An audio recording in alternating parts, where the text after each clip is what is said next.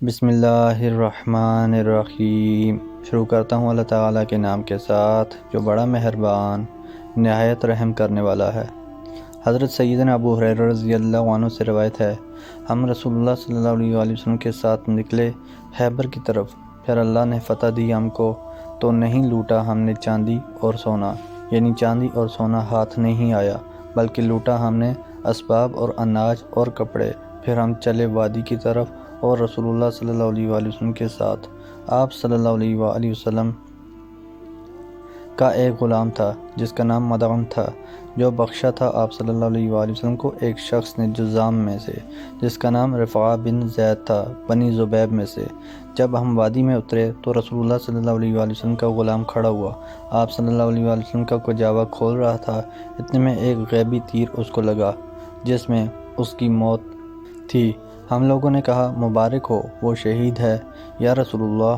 آپ صلی اللہ علیہ وآلہ وسلم نے فرمایا ہرگز نہیں، قسم اس ذات کی جس کے ہاتھ میں محمد صلی اللہ علیہ وآلہ وسلم کی جان ہے، وہ شملہ اس پر انگار کی طرح سلگ رہا ہے جو اس نے مال غنیمت میں سے خیبر کے دن لے لیا تھا اور اس وقت تک غنیمت تقسیم نہیں ہوئی تھی۔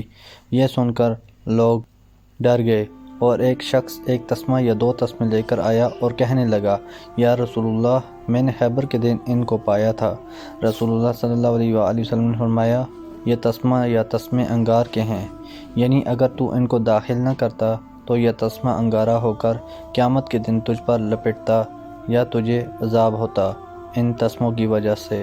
سیدنا ابو ہریرہ رضی اللہ عنہ سے روایت ہے کہ رسول اللہ صلی اللہ علیہ وآلہ وسلم نے فرمایا البتہ اللہ چلائے گا ایک ہوا یمن کے ملک سے جو ریشم سے بھی زیادہ ملائم ہوگی، پھر یہ ہوا نہ چھوڑے گی اس شخص کو جس کے دل میں دانے کے برابر یا رتی برابر بھی ایمان ہوگا، یعنی مار ڈالے گی اس کو۔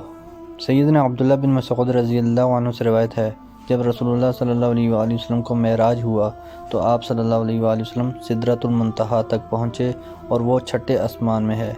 زمین سے جو چڑھتا ہے وہ یہیں آن کر ٹھہر جاتا ہے، پھر لے لیا جاتا ہے، اور جو اوپر سے اترتا ہے وہ بھی یہیں ٹھہر جاتا ہے، پھر لے لیا جاتا ہے۔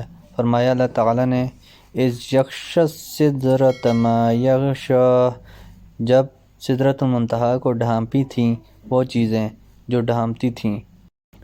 عبداللہ رضی اللہ عنہ نے کہا یعنی پتنگے سونے کے۔ پھر رسول اللہ صلی اللہ علیہ وآلہ وسلم کو وہاں تین چیزیں دی گئیں، ایک تو 5 نمازیں، دوسری سورہ بقرہ کی آخر آیتیں، تیسرے اللہ نے بخش دیا آپ صلی اللہ علیہ وآلہ وسلم کی امت میں سے اس شخص کو جو شرک نہ کرے اللہ کے ساتھ باقی تمام تباہ کرنے والے گناہوں کو۔ محترم دوستو، ویڈیو اگر اچھی لگے تو لائک ضرور کر دیں۔ اللہ تعالیٰ سے دعا ہے اللہ تعالیٰ ہمیں ان حدیث پر عمل کرنے کی توفیق عطا فرمائیں۔ چینل پر نئے ہیں تو چینل کو بھی سبسکرائب کر دیں۔